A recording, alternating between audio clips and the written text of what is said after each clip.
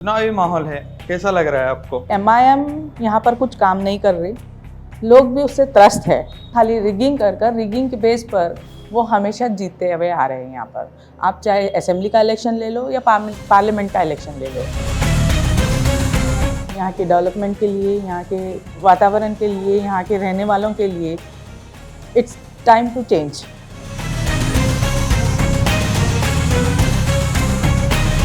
बरखे के कारण मेंस यहाँ पर बुरखे में जाकर वुमेन्स का वोट डालकर आते हैं। बरूद्दीन साहब ने बोला था कि हम 50 सीट पे खड़ा करेंगे। नहीं करे ना, बोलना अलग बात है, करना अलग बात है। क्यों नहीं करे? करना था। Women protection and women empowerment in Telangana. AIMM खाली पुकारती है कि 33% माइनॉरिटी के लिए होना चाहिए, जब 8 सीट में वो लोग ठहरे, एक भी सीट वुमेन के लिए नहीं थी उनके पास। बादशाह राजा सिंह जी ने प्रयोग किया जब मुनावर फारूकी का शो हुआ हैदराबाद में। अभी राजा सिंह जी तो विधायक लड़ रहे हैं, नूपुर जी तो वैसे की वैसी ही है। ये भेदभाव है। अनुपुर शर्मा ने जो भी स्टेटमेंट दिया है उसका जांच कोर्ट कर रहा है। हम उस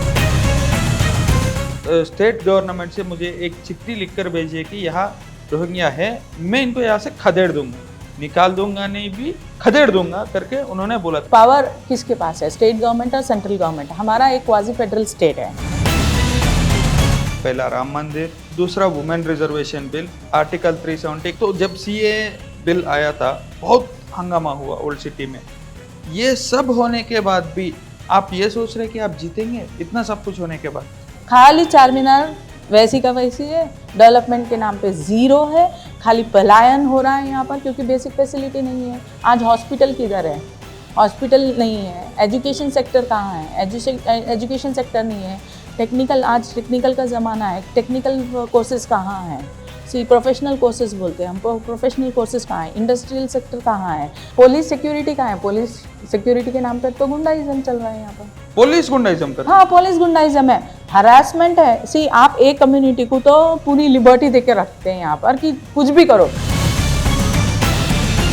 ये वीडियो आने के बाद कमेंट में भी शायद यही आएगा कि उनके मतलब उनके ट्रेडिशंस को आप ट्रेडिशन अलग चीज़ है। ट्रेडिशन के नाम पर अगर यही ट्रेडिशन है तो आज इतने एक्टर है जो मुस्लिम है वो क्यों नहीं बुर्का पहन के रह रहे? बुर्का इज नथिंग बट द तालिबानी परिस्थिति। वो क्यों आया बुर्का? आपको किससे डर है? आप बुर्का क्यों पहना रहे हैं औरतों को? किससे डर है आपको? अपने ही आदमियों से डर है आपको। हैदराबाद, ये नाम सुनते ही हमको पहले क्या याद आएगा? कुछ नहीं बल्कि चार मीनार। तो इलेक्शन के ये माहौल में चुनावी क्षेत्र में अलग अलग पार्टी के नेता अपने क्षेत्र में प्रचार कर रहे हैं। कौन जीतेगा कौन हारेगा ये इलेक्शन का रिजल्ट के दिन पता चलेगा। फिलहाल हम चार मीनार के गद्दावर नेता मेघा रानी अग्रवाल जी के साथ उनके क्षेत्र में उनका प्रचार कैसा चल रहा है उनसे ही बात करके और भी जानकारी लेने की प्रयास करेंगे। नमस्कार जी। नमस्कार। चुनावी माहौल है, कैसा लग रहा है आपको? बड़ा अच्छा लग रहा है। लोगों के पास जा रहे हैं, लोगों से मिल रहे हैं, लोगों से बातचीत कर रहे हैं। एक अच्छा वातावरण यहाँ पर हुआ है। लोग भी चाहते हैं कि चेंजेस होना चाहिए यहाँ पर, यहाँ के डेवलपमेंट के लिए, यहाँ के वातावरण के लिए, यहाँ के रहने वालों के लिए it's time to change. Madam, आपने बोला कि अभी बोला कि इट्स टाइम फॉर चेंज। मुझे तो कम से कम 20 साल से तो इधर कोई चेंज नहीं दिखाई दे रहा। मतलब मैं जब से पला बड़ा हूँ या शहर में घूम रहा हूँ, जैसा ये माहौल है वैसे का वैसा ही है। कब चेंज होगा? इस बार चेंज होगा डेफिनेटली। MIM यहाँ पर कुछ काम नहीं कर रही, लोग भी उससे त्रस्त है। ये खाली रिगिंग कर माने जनता उनके साथ नहीं है। खाली रिगिंग कर रिगिंग के बेस पर वो हमेशा जीतते हुए आ रहे हैं यहाँ पर। आप चाहे असेंबली का इलेक्शन ले लो या पार्लियामेंट का इलेक्शन ले लो। आप जब भी इलेक्शन के अगर आंकड़े नापेंगे तो 1 बजे तक, 12 बजे तक के आप देखिए वोटिंग परसेंटेज क्या रहेगा, और 1 बजे के बाद सडनली 90% कैसे हो सकता है वो? ठीक है, ये किसने आज तक देखा है? ये जांचना ज़रूरी है।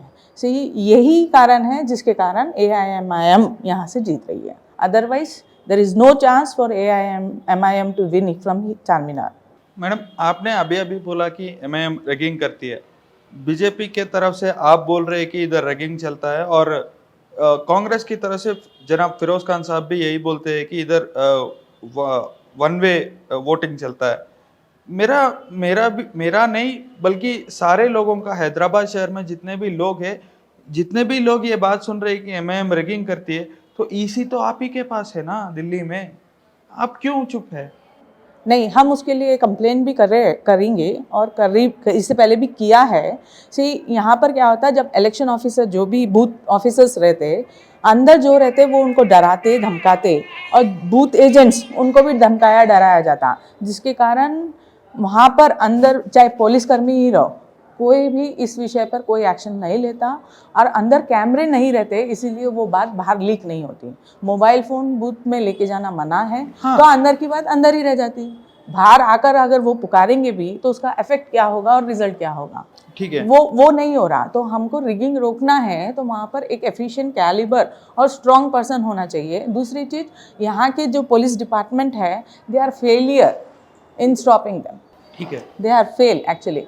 हम आज भी अगर कोई भी इंसिडेंट की बात कर ले, लीव अबाउट इलेक्शन, अगर कोई भी इंसिडेंट की बात कर ले, वो तो पहले पहुंचेंगे नहीं, पहुंचने के बाद भी माने कोई जवाब स्पष्ट रूप में नहीं आएगा। इधर और एक चीज़ जनाब फिरोज साहब ने बोला है कि बुरखे में जो औरत आके अपना वोट हक जमाते हैं, वो लोग एक दूसरे का नाम के ऊपर नीचे करके वो लोग वोट डालते हैं। तो आपने मेरा जब तक मेरे को आइडिया है 2 साल या 1.5 ईयर पहले आप लोगों ने सेंट्रल में एक बिल जारी किया है कि आधार कार्ड और वोट कार्ड लिंक कीजिए। क्या हम इस बार सोच सकते हैं कि थोड़ा फेयर एंड ट्रांसपेरेंट इलेक्शन होगा ओल्ड सिटी में? डेफिनेटली हम उसकी पूरी कोशिश कर रहे हैं। जो नोज पिन, आप हिजाब मत उतारो, लेकिन आपको नोज पिन उतार कर अपना चेहरा दिखाना अनिवार्य है। आप वोटर कैसे आप स्लिप लेकर आओगे, लेकिन आइडेंटिफाई कैसा होगा? अगर आप नोज पिन निकालेंगे तभी आपका फेस आइडेंटिफाई होगा और परमिशन मिलेगी। ये तो छोड़ो, बुरखे के कारण मेंस यहाँ पर बुरखे में जाकर वुमेन्स का वोट डाल कर आते। अच्छा, ये कब से ये इंसिडेंट लास्ट इलेक्शन में आइडेंटिफाई भी हुआ, उसके ऊपर केस बुक भी हुआ। जब ऐसी वारदातें बार बार होती है तो ये election officer, chief election officer का काम है कि इसके लिए पर्याप्त निर्णय निकाले और पर्याप्त रूल पास करें।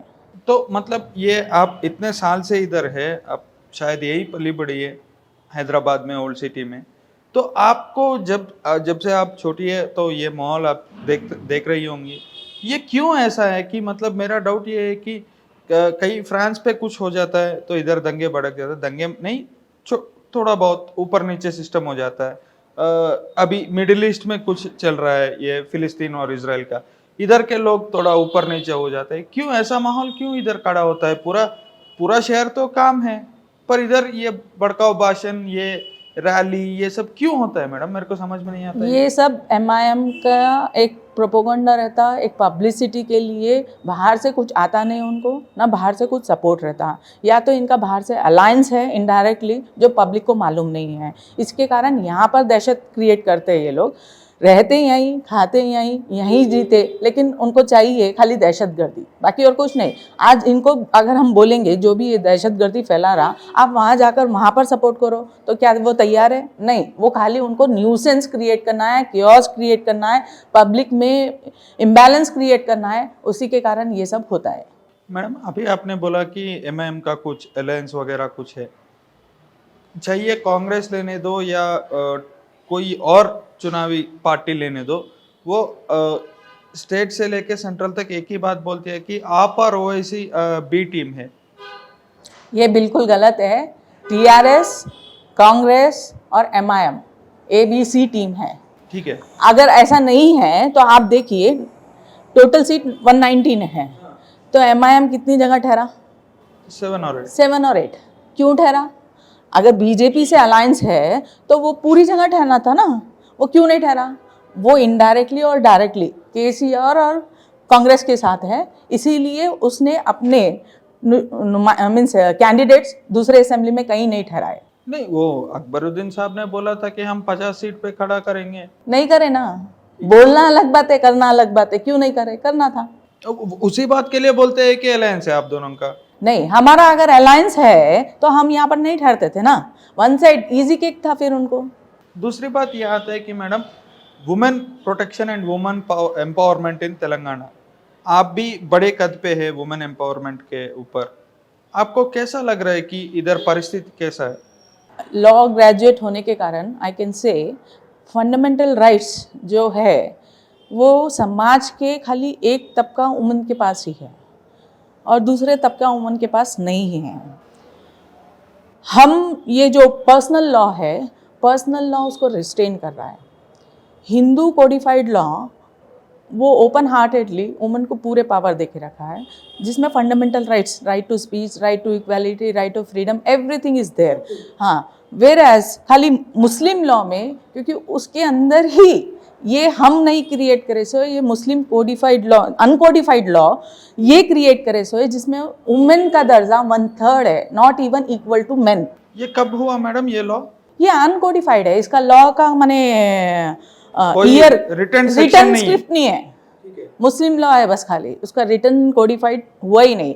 आज़ादी के बाद हिंदू लॉ कोडिफाइड हो गया, 1955 एक्ट पास हो गए जिसमें वेरियस प्रोविजंस आ गए। आप मेंटेनेंस के लिए ले लीजिए, सक्सेशन के लिए ले लीजिए, मैरिज के लिए ले लीजिए, सभी चीज़ के लिए एक्ट पास हो गया। Whereas in Muslim law there is no codification, और वो कोडिफिकेशन होना ज़रूरी है। वुमन को पावर कहाँ मिलेगा? आप माने समाज में एक कैसा हो गया, एक तबका की औरतें सभी अधिकार से वंचित है और एक तबके की औरतों के पास सभी अधिकार है। तो ये अधिकार लाने का काम किसका है? हाँ, वो समाज के व्यक्ति का है। लेकिन AIMM खाली पुकारती है कि 33% माइनॉरिटी के लिए होना चाहिए, जब 8 सीट में वो लोग ठहरे, एक भी सीट वुमन के लिए नहीं थी उनके पास। हाँ, क्यों नहीं दिए वो लोग? जब वो लोग चाहते हैं वुमन एम्पावरमेंट, खाली बोलने से नहीं होगा, करने से होगा। क्यों नहीं कोडिफाई कर देते मुस्लिम लॉ, जिसमें equal to woman, woman is equal to men create किया जाए? आज वो लोग कितने ग्रस्त है। वो तो मोदी जी की बदौलत ट्रिपल तलाक हट गया, लेकिन आप देखिए उनको मेंटेनेंस पावर भी नहीं है। वो अगेन क्रिमिनल एक्ट के अंदर 125 एक्ट सेक्शन के तहत उनको मेंटेनेंस लेना पड़ता। कुल्ला ले लिए बाद उनके पास मेंटेनेंस का हक नहीं है। बच्चे क्या है, माने 2-2, 3-3 शादियां कर रहे बच्चे, उनको क्या हक मिल रहा है? सी खाली जनरेशन आफ्टर जनरेशन पैदा करना नहीं है, उनको अच्छी सुरक्षा, एजुकेशन और बाकी फैसिलिटी भी देना उनका काम है। हाँ, क्वालिटी ऑफ लाइफ कहाँ है? क्वालिटी ऑफ लाइफ यहाँ पर। मैडम इधर मेरा एक डाउट है, आपने बहुत अच्छा बात किया, मतलब वुमेन्स को सब राइट होना चाहिए। मैं कल यूट्यूब में या इंस्टाग्राम में कहीं स्क्रॉल कर रहा था, जनाब ओवैसी साहब का एक वो प्रचार में थे, एक औरत उनसे बोल रही थी कि वो मुझे खड़ा कर दो गोशा महल से, मैं हरा दूंगी राजा सिंह को, मैं उसको मार दूंगी, मतलब बहुत गंदी भाषा का प्रयोग हुआ। वो वीडियो बहुत वायरल हुआ।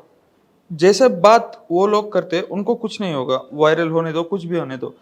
आप ही के पार्टी से एक औरत, आप ही के जैसे एक पढ़ी लिखी लॉयर नुपुर शर्मा एक फैक्ट बोल दिए तो उनके ऊपर आप ही के पार्टी ने सस्पेंशन थोपा और उनकी जिंदगी एकदम पहले जैसी थी, अब वैसी नहीं रही। क्यों ऐसे? आप भी तो भेदभाव दिखाते हैं।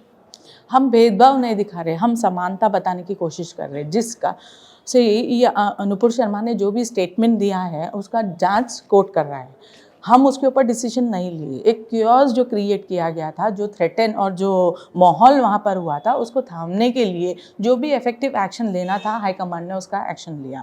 But it doesn't matter, it doesn't mean कि हमने नुपुर शर्मा को मैंने पार्टी से निकाला है तो, लेकिन उसके साथ नहीं है बोलकर ऐसा कहीं नहीं है।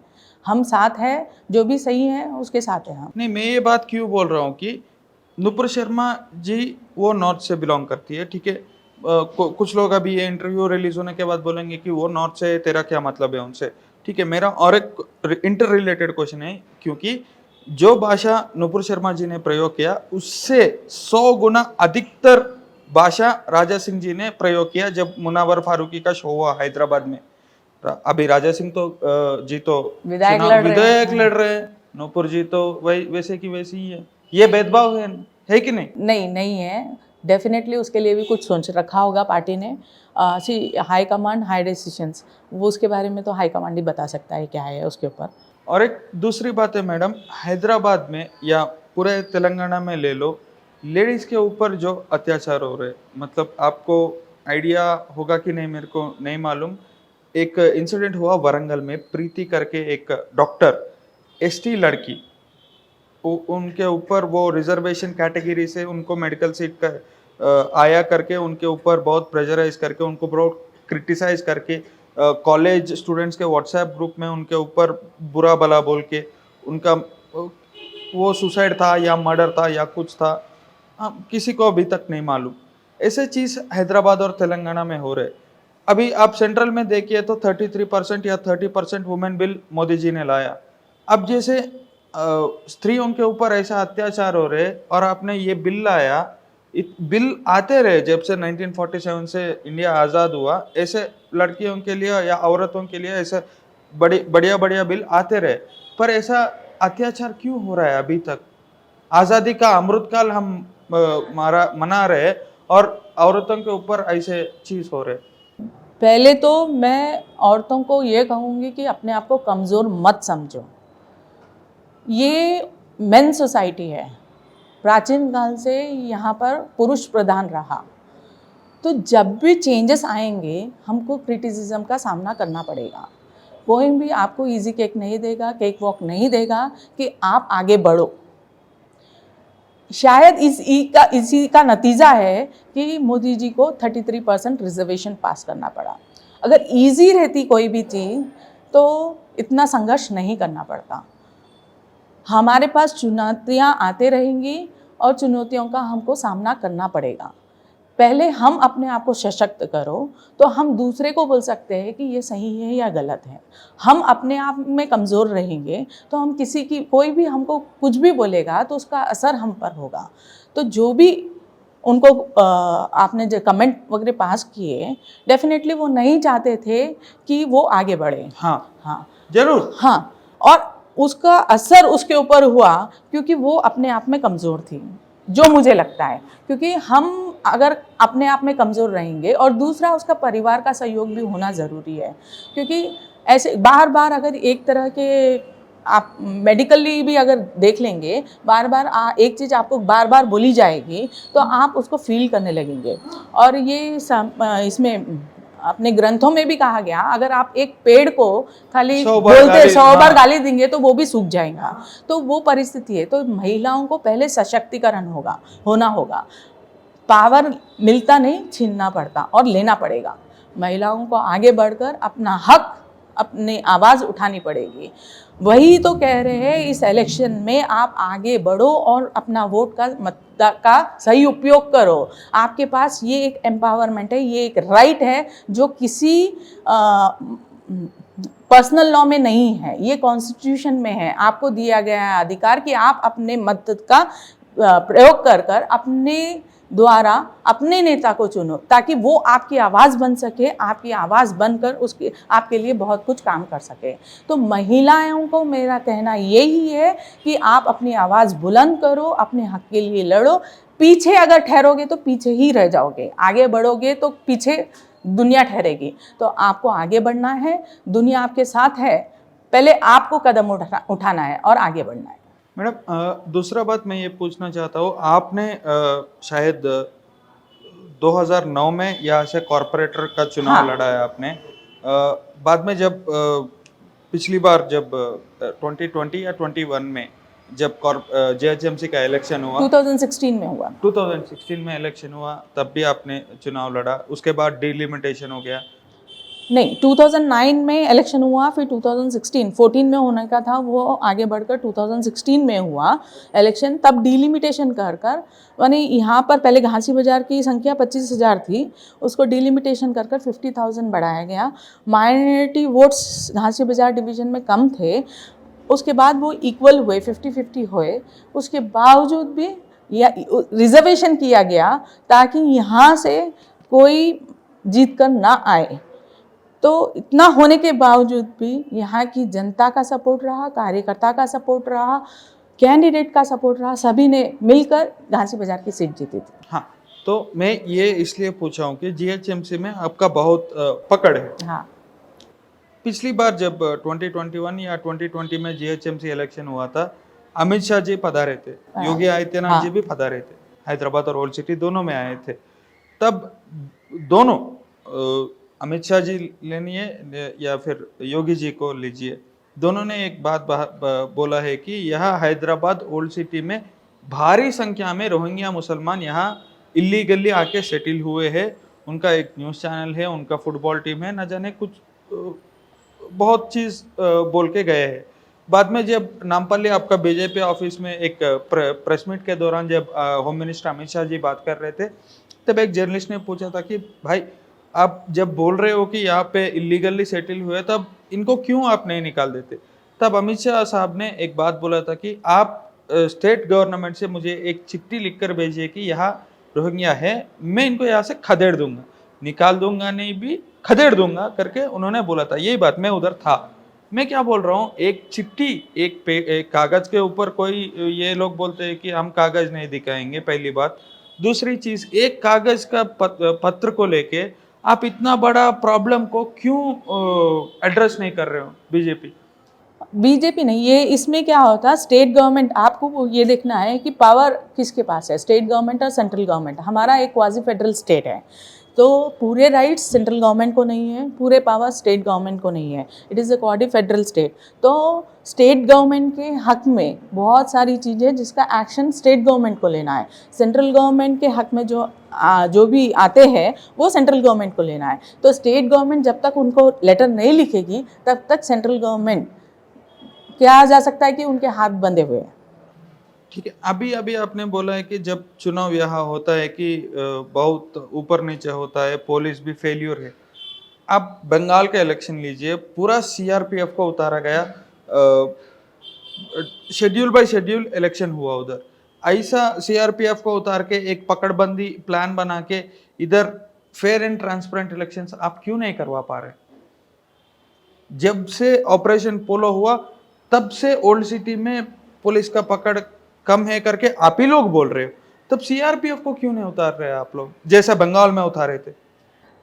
इसकी कोशिश चल रही है। हम अमित शाह जी को भी लेटर लिख रहे हैं यहाँ से, और चीफ इलेक्शन ऑफिसर को भी लेटर लिख रहे हैं, क्योंकि यहाँ पर कभी भी इलेक्शन में खाली क्योर्स होता है और बूथ कैप्चरिंग होती है। जब तक उसको रोका नहीं गया, यहाँ पर से इलेक्शन जीतना माने नामुमकिन ही होगा, क्योंकि वोटर्स वोट तक पहुँच नहीं रहे और उसका फ़ायदा उठाकर पार्टीज बूथ कैप्चरिंग कर रही है और वोट डाल रही है, जो कि कम्प्लीटली बोगस है।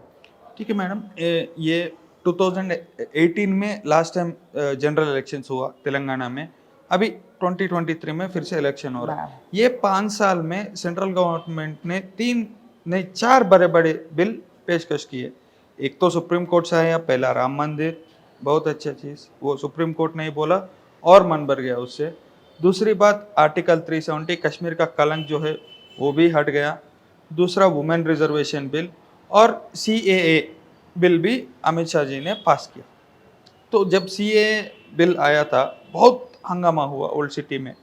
ये सब होने के बाद भी आप ये सोच रहे कि आप जीतेंगे? इतना सब कुछ होने के बाद जीतेंगे, क्योंकि जनता चाहती है, डेफिनेटली जनता का साथ रहेगा तो हम यहाँ से विजय होंगे। और जो भी प्रयास है, जो भी माने षड्यंत्र जैसा बूथ कैप्चरिंग वगैरह का रहता है, उसके लिए भी हम पूरे प्रयास कर रहे हैं ताकि एक फेयर एंड इलेक्शन हो, यहाँ पर अच्छे से अच्छे माहौल में हो। डेमोक्रेसी का राइट है ये, और एक जश्न, एक फेस्टिवल, अभी हम दिवाली मनाएं।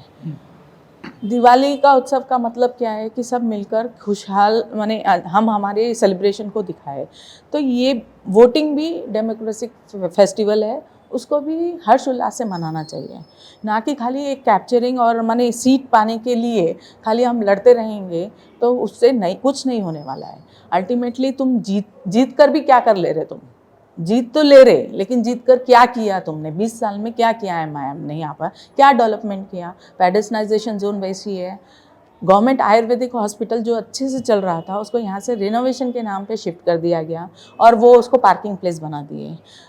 Bus stand, Charminar bus stand, उसको भी रिनोवेशन के नाम पे तोड़कर बंजर करके रख दिया हुआ है, वहाँ पर भी कुछ डेवलपमेंट नहीं है।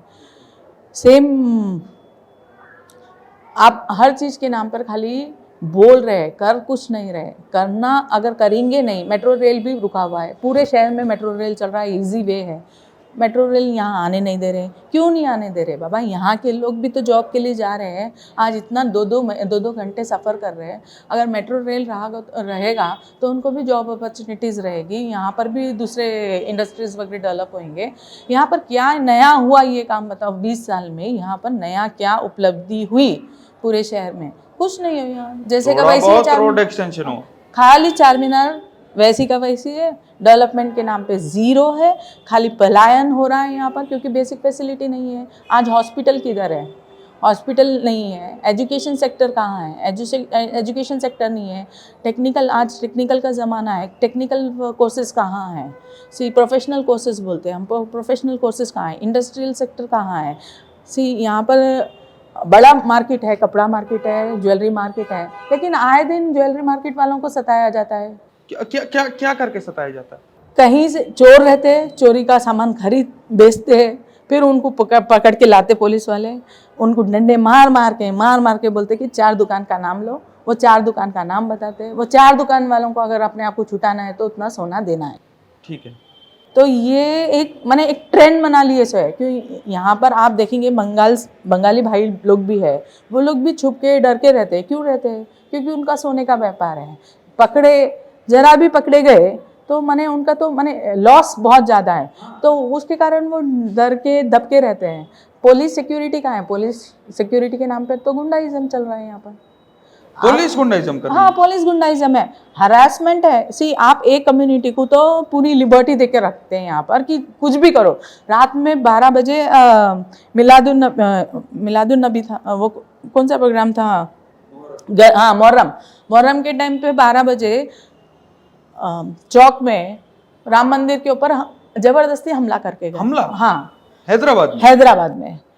वहाँ पर पुलिस आई, पुलिस को कहा गया कि एक्शन लो, तो पुलिस का स्टेटमेंट है ये कि वो आया, उसको पत्थर नहीं मिला, इसलिए पत्थर फेंक कर चले गया। पुलिस ही डिफेंस क्रिएट कर रही है यहाँ पर। मतलब मंदिर में पत्थरा हुआ, मंदिर के बाहर जो कुंडे थे उससे वो दरवाजे को तोड़ने की कोशिश की गई। हाँ, तो हम जाकर उनसे पूछे कि आप उसके ऊपर एक्शन क्यों नहीं ले रहे हो, और 12 बजे तक ये चलने का क्या है? क्योंकि आप हर चीज़ की एक लिमिट लगाते हैं, तो इनको 12 बजे तक घूमने की ज़रूरत क्या है और नारे देने की ज़रूरत क्या है? जब कुछ प्रोग्राम ही नहीं है तो 4 जने जमा होकर चौरास्ते पे नारे लगाने का क्या है? नहीं। तो पुलिस का एसीपी जो अभी इलेक्शन इंचार्ज बन के बैठे हुए हैं यहाँ पर, उनका कहना था कि यहाँ पर वो 2 जने झगड़ रहे थे, उसको पत्थर नहीं मिला, वो गली में गया, पत्थर लेने की कोशिश किया, इसके लिए वैसा हो गया। तुम खुद ही हम पूछे आपको कैसा मालूम? नहीं, कोई बता रहा था। जब कोई बता रहा था तो उसका भी नाम बताया होगा ना जिसने किया, तो उसको क्यों नहीं पकड़े? उसके ऊपर क्यों कार्रवाई नहीं हुई? और कौन है वो आदमी जो आपको बताया? नहीं मालूम होता। बीइंग अ लॉयर आप तो फाइट कर सकती हो ना। हमने फाइट किया, हमने वहाँ जाकर उसको क्वेश्चन भी किया। वो डीसीपी आए थे, डीसीपी एश्योरेंस दिए कि उसके ऊपर कार्रवाई होगी, लेकिन कुछ नहीं हुआ, एज इट इज है। दूसरी बात है मैडम, ओल्ड सिटी के ऊपर और एक आरोप ये है कि आप ही के पार्टी में गद्दावर नेता और आप ही के जैसे लॉयर है रघुनंदन राव जी, आपको भी मालूम होगा। उन्होंने जब जीएचएमसी इलेक्शन, बंडी संजय जी आपके पुराने स्टेट चीफ, सबने एक बात बोला है कि जब जीएचएमसी चल रहा था कि वो न्यू सिटी में या डेवलप्ड सिटी में जो फाइन्स गाड़ी के ऊपर लगते हैं, सिग्नल ब्रेक करने के ऊपर लगते हैं, ना हेलमेट पहनने से जो चलान लगते हैं, जितना चलान उधर न्यू सिटी में लगता है या हाईटेक सिटी में लगता है, इधर ओल्ड सिटी में उससे बहुत कम है। या क्या ये सच है? नहीं तो सिर्फ भड़काव के लिए आप बीजेपी ये बात कर रही है? नहीं, ये भी मैं आपको यही बता रही हूँ कि डिफरेंस डिपार्टमेंट करके रखे सो है। हिंदू मुस्लिम की फीलिंग आप आम बस्ती में जाकर देखिए, किसी में नहीं है। आज हिंदू भी रह रहा है, मुस्लिम भी रह रहा है, दोनों के आपसी समन्वय है, अच्छे से रह रहे हैं यहाँ पर जो भी यहाँ रहने वाले हैं। ये डिपार्टमेंट वाले एमआईएम के प्रेशर में, गवर्नमेंट के प्रेशर में, अगर नहीं मेरा एक आप लॉयर आपको मैं वही बता रही हूँ। सही, वो लोग क्या करते हैं, अभी आप यहाँ से जाइए गुलजार हाउस पे, यहाँ पर जितनी भी पार्किंग रहेगी, रोड साइड में भी रहेगी, उसके ऊपर चालान रहेगा, बिल्कुल रहेगा। क्योंकि यहाँ पर कि लोग जो बस्ती है यहाँ की है, आप वही तलब कट्टा पे में रेस कर सकते क्या चालान? नहीं रेस करते, वहाँ पर खामोश बैठे सो है। तो ये डिफ्रेंशिएट क्रिएट करके रखे सो है। डेफिनेटली यहाँ पर चालान नहीं होते। चालान किसके नहीं होते? आप तो समझ गए होंगे, जो MIM के लोग हैं उनके ऊपर चालान नहीं होते, बाकी दूसरी पार्टी जो भी है उसके ऊपर चालान बराबर होते हैं। जहाँ पर जनता ऐसा लगता है कि जनता के फेवर दूसरी पार्टी को कर रही है, वहाँ पर ऐसा कियोस क्रिएट किया जाता है कि पुलिस डिपार्टमेंट भी पूरा ऐसा बैठे सो रहता है यहाँ पर कि उनको रोका जाए। गणेश चतुर्थी का महोत्सव जुलूस चार मीनार से निकलता है, हमेशा हाँ, निकलता है हमेशा। वो 7th डे से 9th डे से वहाँ से पूरा रास्ता खुला रहता है। इस बार क्यों बंद करके रखे? वहाँ पर चार मीनार इंस्पेक्टर वहीं ठहर कर था, क्यों बंद करके रखा है? वही क्वेश्चन मैंने DCP को CP को पूछा था, कमिश्नर ऑफ पुलिस को। उन्होंने कहा हमारे को मालूम नहीं है। अरे आपको कैसे नहीं मालूम है? आपको मालूम करना चाहिए। कोई भी चीज़ के लिए पल्ला झटकने से कुछ नहीं होगा। कमिश्नर ऑफ पुलिस मीन्स आप सभी के, पूरे हैदराबाद सिटी के कमिश्नर है। आपका काम है हर जगह नज़र रखें, आपके ऑफिसर्स जहाँ काम नहीं कर रहे हैं आपका काम है कि उसको देखें और उसके ऊपर कार्रवाई करें। दूसरी बात ये है मैडम, अब मैंने जब बात कर रहा था आपसे पूछा था कि आप और MIM बी टीम है करके, आपने बहुत विरोध किया इस चीज़ का, जो भी सही है, आपका हक भी है ये बात बोलना। मैं क्या बोल रहा हूँ, ये क्यों जस्टिफाई हो रहा है करके, मतलब MIM आपका बी टीम है करके, अभी तक किरण कुमार रेड्डी और चंद्रबाबू नायडू इन दोनों को छोड़ के MIM के ऊपर हाथ की सोच भी कोई नहीं पाता। चंद्रबाबू नायडू ने किस तरफ का एक्शन लिया, ये किरण कुमार रेड्डी साहब ने जिस तरह का एक्शन लिया, सबने देखा हुआ है। आपका बीजेपी बंडी संजय जी और सब आके चार महीना, अभी आपने बोल रहा है कि गणेश जो कि भगवान का जुलूस है वो तक नहीं निकालने देते।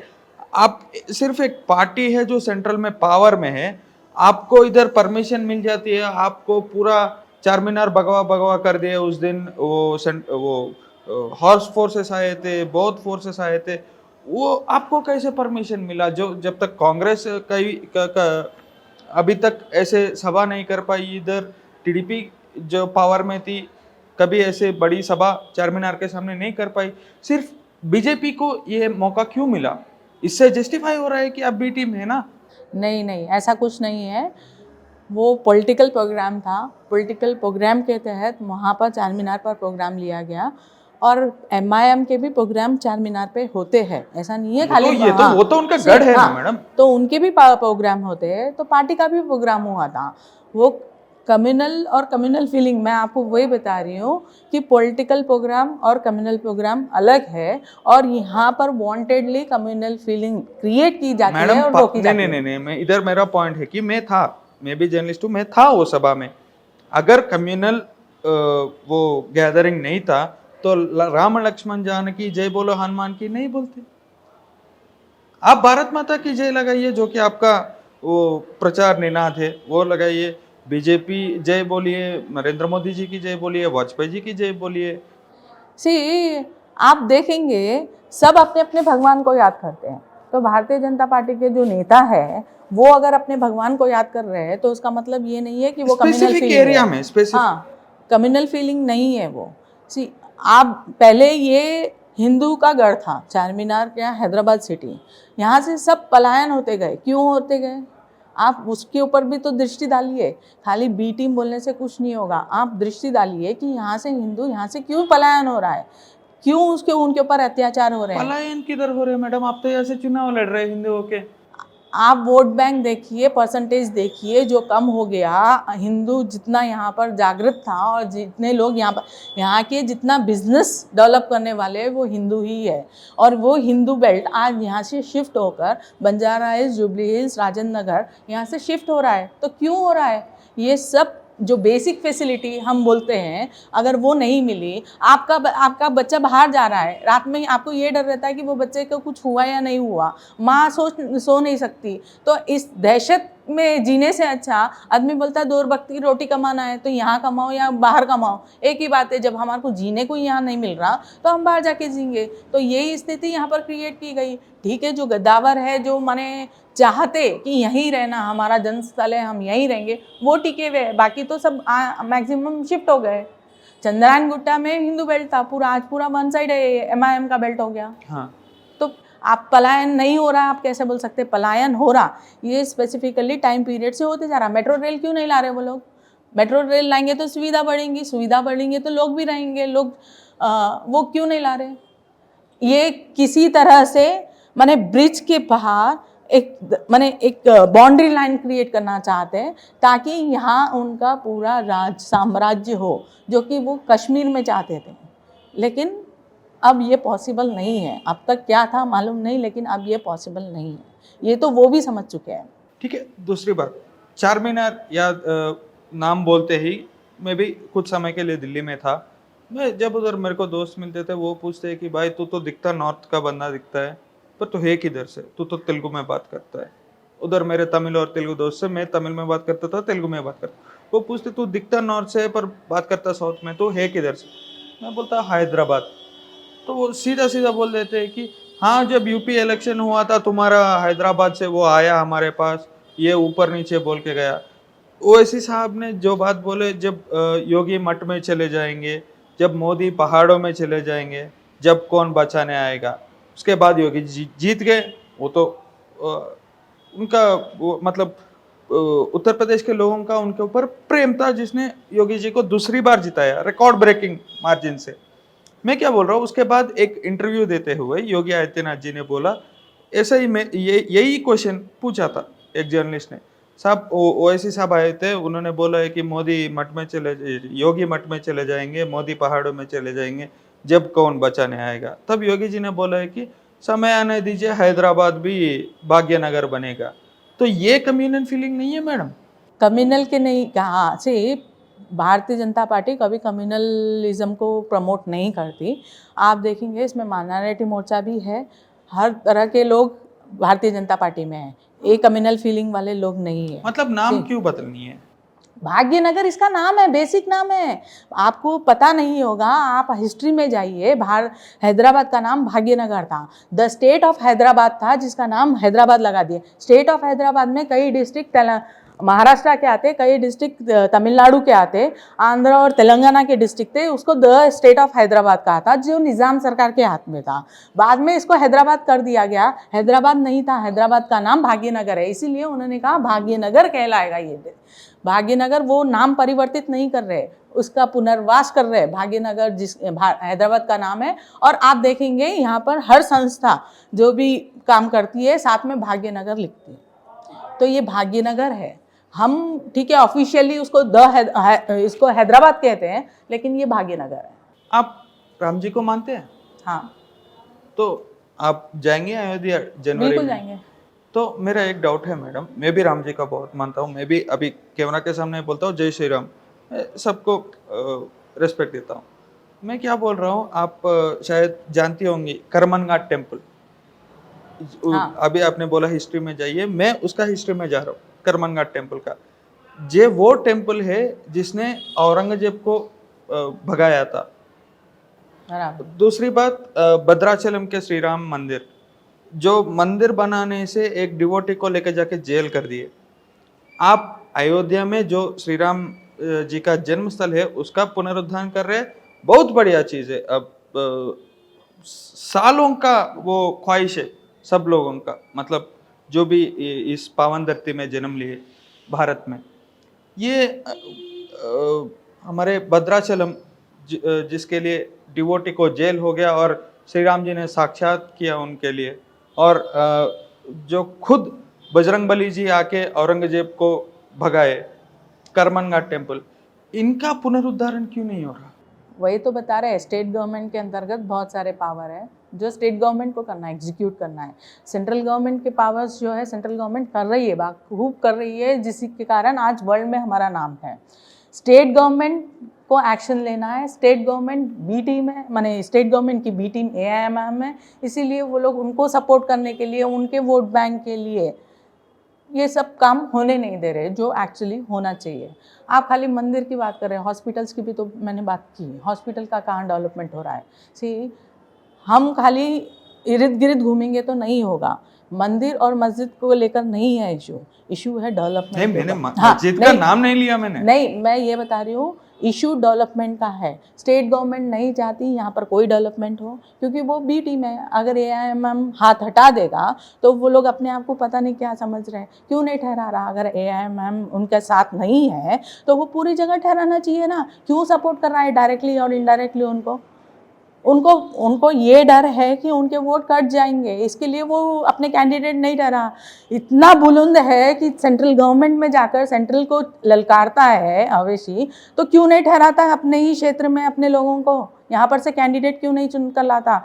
घासी बाजार वुमेन रिजर्वेशन है, उन्होंने वुमेन को तो ठहरा दिया, आज तक कोई उसको देखा नहीं, कोई जानता नहीं, कोई पहचानता नहीं। कल वो आकर हमारे बीच में भी ठहरी गई तो कोई नहीं बोल सकता ये कॉर्पोरेटर है बोलकर, क्योंकि ना तो प्रचार में उसका चेहरा किसी ने देखा, ना जीतने के बाद उसका चेहरा किसी ने देखा, कोई मतलब जानता ही नहीं। मतलब ये है कि अभी ये वीडियो आने के बाद कमेंट में भी शायद यही आएगा कि उनके मतलब उनके ट्रेडिशंस को आप ट्रेडिशन अलग चीज है। सी ट्रेडिशन के नाम पर अगर यही ट्रेडिशन है तो आज इतने एक्टर है जो मुस्लिम है वो क्यों नहीं बुर्का पहन के रह रहे? अच्छा, अगर वो ट्रेडिशन है तो बुर्का क्यों नहीं पहन रहे? आज फॉरेन कंट्रीज में आज वो भी तो मुस्लिम है। आज एजुकेशन सेक्टर में जो हाई लेवल पे है, चाहे टेक्नीशियन रहने दो, इंजीनियर रहने दो, साइंटिस्ट रहने दो, APJ अब्दुल कलाम ने इतना अच्छा काम किया, आज पूरे भारत में विश्व में उनका नाम है। हाँ, उनका नाम है। तो ऐसे काम तो करो ना, कुछ तो करो। खाली वो दबाने की, वो तालिबानी परिस्थिति है। सी बुर्खा इज नथिंग बट द तालिबानी परिस्थिति। वो क्यों आया बुर्खा? आपको किससे डर है? आप बुर्खा क्यों पहना रहे हैं औरतों को? किससे डर है आपको? अपने ही आदमियों से डर है आपको ये लगता है कि औरत सुरक्षित नहीं है, इसलिए पर्दा सिस्टम, भारत में पर्दा सिस्टम कब आया? मुगल राज के टाइम पे आया। हिंदू लेडीज भी पर्दा चालू करी थी क्योंकि मुस्लिम जो मुगल कल्चर आया था उसके कारण, क्योंकि वो सुरक्षित नहीं फील कर रही थी।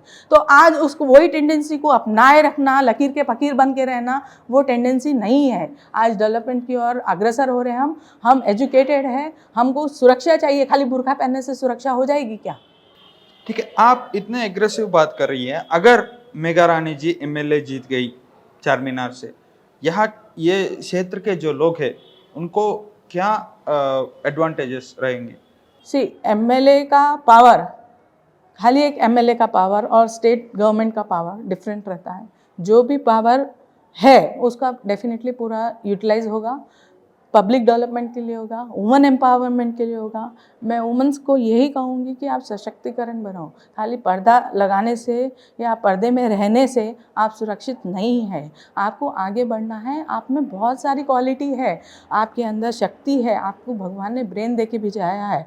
आप उसका यूटिलाइज अगर प्रॉपरली करें तो आप बहुत कुछ कर सकते हैं। ऐसा कोई कार्य नहीं है जो औरतें नहीं कर सकती, सब कार्य औरतें कर सकती है। औरतें चाहे तो आगे बढ़ सकती है। ठीक है, समाज के बैलेंस के लिए कुछ हमने काम डिवाइड कर दिए हैं कि ये वुमेन का काम है, ये मेन का काम है, लेकिन आप वही काम आप फॉरेन कंट्रीज़ में जाके देखिए, वहाँ पर भी कोई भेदभाव नहीं है।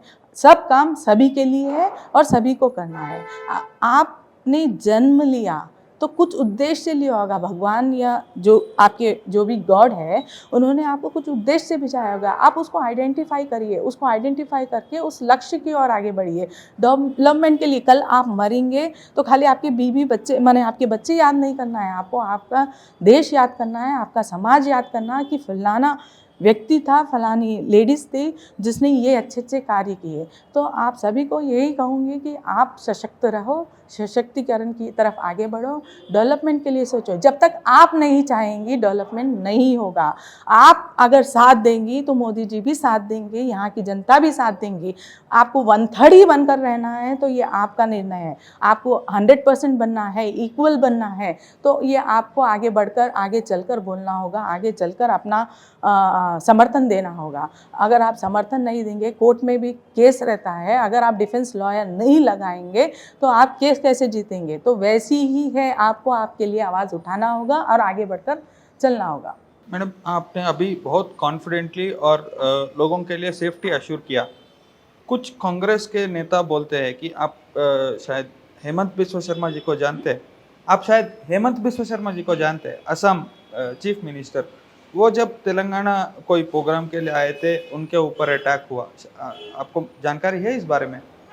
ध्यान में नहीं है अभी उसका। तो तेलंगाना में ये चीज हुआ तो कुछ कांग्रेस नेता बोल रहे हैं कि जब उनके एक राज्य का सीएम को ही वो लोग ठीक से प्रोटेक्शन नहीं दे पा रहे तो यहाँ के जनता को कैसे प्रोटेक्शन देंगे? मैं वही बता रही हूँ आपको, जनता को प्रोटेक्शन लेना होगा और यहाँ की दूसरे स्टेट का सीएम यहाँ पर आके कुछ नहीं कर पाएगा। यहाँ के स्टेट के सीएम को यहाँ पर सुविधा देनी होगी। यहाँ की जो भी गवर्नमेंट रहेगी, जो भी गवर्नमेंट बनेगी, हम कहते हैं कि भारतीय जनता पार्टी की गवर्नमेंट बनेगी और जिस दिन भारतीय जनता पार्टी की गवर्नमेंट बनेगी ये सुरक्षित स्टेट कहलाएगा। यहाँ पर भी सेम डेवलपमेंट होंगे, पूरे स्कीम और जो भी डेवलपमेंट फैसिलिटीज़ है यहाँ पर जन जन के पास मिलेगी। ठीक है मैडम, इंटरव्यू ख़त्म करने से पहले मैं आपको एक चीज़ पूछना चाहता हूँ बहुत खुले तौर से। मतलब बीजेपी ने बोला कि बीसी सीएम, बाद में एमआरपीएस जो मंदकृष्ण मादिगा जी का इतने 30 सालों का सब्र और फाइट जो है वो साकार होने वाला है, अभी तक हुआ नहीं। मोदी जी ने आश्वास दिया है कि हम आगे जाके एक कमेटी बनाएंगे, इसका सोच करेंगे, उसका कुछ करेंगे। ये बीजेपी का साइड। दूसरा साइड कांग्रेस बोलती है कि हम माइनॉरिटी डिक्लेरेशन देंगे और माइनॉरिटी का अच्छा करेंगे। वो भी सही है, उनका विजन में वो सही है, कोई भी दिक्कत नहीं उसके लिए। तीसरा केसीआर और बीआरएस पार्टी जो बोलती है कि हमने ये कालेश्वरम बनाया, बहुत सारे प्रोजेक्ट बनाए, 24 आवर बिजली दे रहे, पानी दे रहे, इतना डेवलपमेंट हुआ। ये मतलब बीआरएस बोल रहा है कि development project, water, current, drainage, ये सब। कांग्रेस बोलती है कि माइनॉरिटी डिक्लेरेशन। आप बोलते हैं कि एमआरपीएस और बीसी। कांग्रेस और बीजेपी में ये दिख रहा है कि ये लोग समाज को बांटना चाहते हैं। नहीं, ये सशक्तिकरण सी, जब वुमेन्स बिल पास हुआ तो पूरे नेताओं का, जो विपक्षी नेता थे, उनका एक ही ऑब्जेक्शन था, बीसी रिजर्वेशन। हाँ, बीसी रिजर्वेशन, राइट। हाँ, तो ये पूरे विपक्षी मिलकर इंडिया डॉट डॉट जो गठबंधन है वो जनता को गुमराह करने की कोशिश कर रही थी कि Bharatiya Janata party BC reservation के खिलाफ है और बीसी को हक नहीं दे रही है।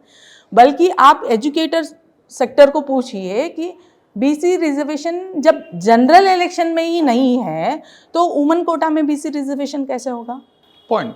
हाँ, अगर जनरल इलेक्शन में बीसी रिजर्वेशन है तो definitely woman quota is one of the quota, उसमें होगा, ठीक है। रही बात माइनॉरिटी रिजर्वेशन, क्यों माइनॉरिटी में बीसी नहीं है, एससी नहीं है, एसटी नहीं है, माइनॉरिटी में भी है, तो आप माइनॉरिटी बोलकर बांट रहे क्यों? ठीक है, समाज को बांट रहे क्यों आप? वो बांट रहे, कांग्रेस बांट रही है माइनॉरिटी बोलकर, और बीस उस माइनॉरिटी में सब आते हैं, तो सेपरेट रिजर्वेशन माइनॉरिटी को देने की जरूरत क्या है? जब आपको पूरी फैसिलिटी मिल रही है, इन जनरल जो बीसी है उनको बीसी की सुविधा मिल रही, जो एससी एसटी है उनको एससी एसटी की सुविधा मिल रही, जो वुमेन है वुमेन की सुविधा मिल रही है, तो फिर आपको माइनॉरिटी रिजर्वेशन की क्या ज़रूरत है? अगर समाज को अगर हर कास्ट से, कम्युनिटी से अगर बांटेंगे तो हम सब माइनर हैं, हम सब माइनर है। यादव माइनर है, अग्रवाल माइनर है, माहेश्वरी माइनर है, सब माइनर है, मेजर कोई नहीं है। तो समाज को बांटने का काम कांग्रेस कर रही है। डेवलपमेंट की बात, केसीआर ने डेवलपमेंट के नाम पे किया क्या? खाली पैसे लूटा। आज कितना कर्जा है स्टेट गवर्नमेंट के ऊपर? हाँ, तो फिर वो कहाँ से लाएगा? डेवलपमेंट क्या किया तूने? हमको गड्ढे में उतार दिया है। कितने गवर्नमेंट लैंड्स हैं जिस पे कब्जा हो गया, तो क्यों नहीं कर रहे उसके ऊपर कार्रवाई? क्यों माने खाली अपना ही पेट भरना है या अपने परिवार का ही पेट भरना है सोच रहे हैं? लेके तो कोई नहीं जाने वाला है। नहीं, मैं इधर दूसरा बात ये आ रहा है कि चलो सही बात है कि बीसी सीएम डिक्लेयर कर दिया, इतना बड़ा बीसी यहाँ पर तेलंगाना में ज्यादा है। हाँ, मैं वही बात तो उसी के कारण मेजॉरिटी के बेस पे बीसी डिक्लेयर करे, ठीक है। हमने नाम घोषित नहीं किया कहीं पे भी कि ये पर्टिकुलर आदमी। हाँ, मैं पूरी बात सुनिए, मैं ये नहीं बोल रहा कि आपने गलत किया या कुछ और किया। मैं क्या बोल रहा हूँ, आपने जब बीसी सीएम अनाउंस किया, मतलब आप यूपी में भी जब चुनाव चल रहा था, आपने योगी आदित्यनाथ जी को उधर पार्लियामेंट में रिजाइन करवा के इधर लाके सीएम कर दिया। शायद मणिपुर नहीं, शायद मिजोरम होगा, कोई और को लेके जाके उधर सीएम खड़ा कर दिया। भारतीय जनता पार्टी कभी नहीं बोलती है कि ये हमारा सीएम है। सिर्फ 2022 इलेक्शंस में बोला है कि योगी आदित्यनाथ हमारा दावेदार है, और शायद मोदी जी के समय में बोला है कि मोदी जी सीएम कैंडिडेट है, वरना दूसरे प्रदेशों में बोलते भी नहीं है कि हमारे सीएम कौन है। तो मैं क्या बोल रहा हूँ, इधर जो आदमी जो जब 2018 का इलेक्शन हुआ, एक सीट जीती भारतीय जनता पार्टी, वो भी गोशा महल, राजा सिंह जी, ठीक है फाइन। उसके बाद जो कुछ भी भारतीय जनता पार्टी ने स्ट्रगल करके हासिल किया या मेहनत करके हासिल किया, वो सब credit goes to Bandi Sanjay ji. वो खुद बीसी कम्युनिटी से आते, तो फिर उनको काहे निकाल दिया निकाले पद से? निकाले नहीं, वो उनको सेंट्रल जनरल सेक्रेटरी की पोस्ट मिली है, उनको निकाला नहीं गया। निकालना अलग चीज़ है, जब पद को बढ़ा दिया जाता है, इनफैक्ट उनका एलिवेशन हुआ है। हम सोच रहे हैं कि उनको निकाला है, उनको निकाला नहीं गया है, उनका एलिवेशन हुआ है, वो बड़े पोस्ट पे गए। आज सेंट्रल जनरल सेक्रेटरी की पोस्ट खाली स्टेट तक निर्धारित नहीं है, आज उनके काम को देखकर उनको प्रोत्साहन करने के लिए, उनका साथ देने के लिए और उनकी सेवाएं लेने के लिए, पूरे भारत में उनकी सेवाएं लेने के लिए उनका जो दिमाग है, उनकी जो सोच है, जो उनका रणनीति है, उसको अमल में लाने के लिए उनको सेंट्रल जनरल सेक्रेटरी की पोस्ट मिली है, तो उनको निकाला नहीं गया है। मैडम दूसरी बात, गोशा महल का जीत रहने दीजिए, दुब्बा का रघुनंदन राव जी का जीत लेने दीजिए, ईटल राजेंद्र हुजूराबाद का जीत लेने दीजिए, मुनगोड़ में थोड़ा बहुत आप हार गए थे, राजगोपाल रेड्डी जी जो आपसे अभी निकल के कांग्रेस में चले गए, ये सब चीज़ अलग है। इन सब में बीजेपी ने किसी से अलायंस नहीं रखा, सिर्फ अपने दम पे और अपने परिश्रम के ऊपर काम करके आपने जीत हासिल की। वो जीत होने दो, हार होने दो, सिर्फ क्रेडिट आप ही को जाता है, सिर्फ बीजेपी और जो लोग इसके लिए परिश्रम कर रहे हैं उन्हीं को जाता है। पर पहली बार इतनी सालों में एक गठबंधन हुआ है बीजेपी का, जनसेना जेएसपी, जो यहाँ के गद्दावर हीरो जो है पवन कल्याण जी, उनके साथ हुआ है। उन्होंने कुछ साल पहले एक स्टेटमेंट पास किया है कि जब तेलंगाना स्टेट बाइफर्केशन आंध्रा से हुआ तो मैंने 12 दिन कुछ नहीं खाया, मैं उदास रहा था। ऐसे लोगों के साथ आप गठबंधन बना के जीतेंगे करके कैसा सोच रहे हैं, जब तेलंगाना का सेंटिमेंट इतना है इधर? ये इसके लिए तो स्टेट पार्टी या सेंट्रल पार्टी ही कमेंट कर सकती है। डेफिनेटली कुछ ना कुछ अच्छा होगा, इसमें जनता की भलाई होगी, इसके लिए इस तरह का गठबंधन किया गया है। और पवन कल्याण जी का भी इफ़ेक्ट है पब्लिक में, उनका भी वोट बैंक है, तो कुछ अच्छा ही सोचकर माने पार्टी ने निर्णय लिया होगा। ठीक है मैडम, फाइनली बिफोर कंक्लूडिंग, आप हिट टीवी के जरिए से यहाँ के चार मीनार या जो जब जिधर तक हमारे हिंदी प्रेक्षक देखते हैं उनको क्या बताना चाहते हैं? मैं यही बताना चाहूँगी कि अपने वोट का सही उपयोग करो। मतदान करना आपका अधिकार है, तो मतदान करिए, ना कि उसको गवाए। आप नहीं भी डालोगे तो कोई ना कोई जीत कर आएगा, लेकिन आपको अपने मत का सही उपयोग करना है और आपको मतदान करना है। ये दिन आपको राष्ट्र पर्व के रूप में मनाना है और अपना मतदान करना है। मैं यही कहूँगी कि मैं यहाँ से जीत कर आऊँगी। डेफिनेटली बहुत सारे चेंजेस आएंगे, जो चेंजेस आप लोग चाहते हैं, जो जनता चाहती है, वो चेंजेस यहाँ पर आएंगे। हम वापस से पुनर्वास करेंगे, जो लोग यहाँ से पलायन हुए उनका पुनर्वास होगा, क्योंकि हम यहाँ पर ऐसा माहौल क्रिएट कर देंगे, इतना डेवलपमेंट कर देंगे कि लोग वापस से यहाँ पर आकर रहना शुरू करेंगे। और जो व्यवसाय और उस कारोबार पे हमको अफेक्ट हुआ है, वो भी यहाँ पर डेवलप होगा।